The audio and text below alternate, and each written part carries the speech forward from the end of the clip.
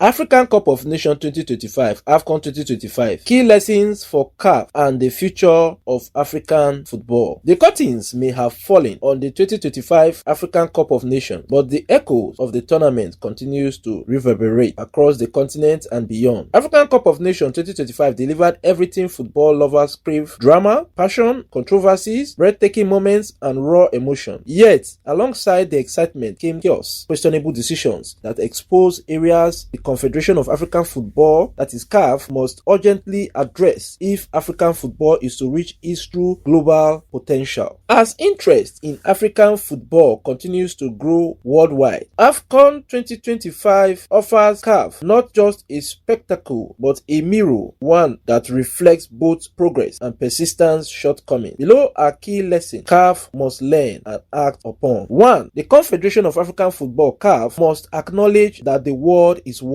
African football is no longer a regional affair. Global audience, scouts, analysts, and broadcasters closely follow the African Cup of Nations, that is the Afcon. This reality places CAF under greater scrutiny than ever before. Unfortunately, African Cup of Nations 2025 raised serious concerns about bias and favoritism towards the host nation, Morocco. From the quarterfinals against Cameroon, questionable officiating decisions sparked debate. These concerns escalated in the semi-final clash against Nigeria, where reported fouls by Moroccan players were unpunished, while Super Eagles players were swiftly booked for minor infraction. The situation deteriorated further in the final against Senegal, where officiating controversies pushed the Teranga Lions to the blink, culminating in an unprecedented walkout protest. CAF must ensure that its officials are trained to withstand pressure from host nation, fans, and political influence. Fairness and neutrality are non-negotiable if Confederation of African Football hopes to preserve the tournament's credibility. 2. High-stakes matches requires proven experienced referees. Knockout stage matches define tournament. They demand composure, authority, and deep experience. Confederation of African Football's reliance on inexperienced referees, some officiating their first major international tournament, proved costly. Referees without exposure to high-pressure environments can easily become overwhelmed, leading to inconsistency and confusion. CAF must prioritize officials with proven track records at top-level competition, especially for quarterfinals, semi-finals, and finals. Afcon is not the stage for learning on the job. 3. Fans and media orientation is essential. African Cup of Nations, Afcon, thrives on passion, but passion without guidance often spills into chaos. Confederation of African Football, CAF, should implement mandatory orientation programs for fans and journalists before and during tournaments. These sessions would promote sportsmanship, respect for opponents and officials, understanding of tournament rules and refereeing decisions. Informed fans and media contributes to a healthier football ecosystem, reducing misinformation, hostility, and toxic narratives. 4. Sanctions must be enforced to curb unacceptable behavior. Indiscipline flourishes where consequences are absent. African Cup of Nations 2025 highlighted instances that should not go unpunished. The Senegal head coach encouraging players to walk off the pitch as a protest against officiating sets a dangerous precedent. Moroccan fans interfering with opponents' equipment, including taking a goalkeeper's towel to prevent him from drying wet gloves, cross the line of sportsmanship. CAF must introduce and enforce clear sanctions against teams, coaches, players, and fans who violate conduct standards. Discipline is not about punishment alone, it is about preserving the integrity of the game. 5. African football should not imitate Europe at the expense of identity. African football is unique, culturally, tactically, and emotionally. Confederation of African Football, CAF, must resist the urge to copy European football models blindly. African Cup of Nations has traditionally been played every 2 years, a format that suits Africa's football calendar, economic realities, and fan engagement. Altering this to a 4-year cycle simply to mirror the Euros ignores the distinct nature of African football. Africans should set trends, not chase validation through imitation. Conclusion: African Cup of Nations Afcon 2025 was unforgettable, but not always for the right reason. It was a tournament of brilliance overshadowed by avoidable controversies. If CAF CAF takes this lesson seriously, African football can move closer to the global respect it richly deserves. The future of African football depends not just on talent on the pitch, but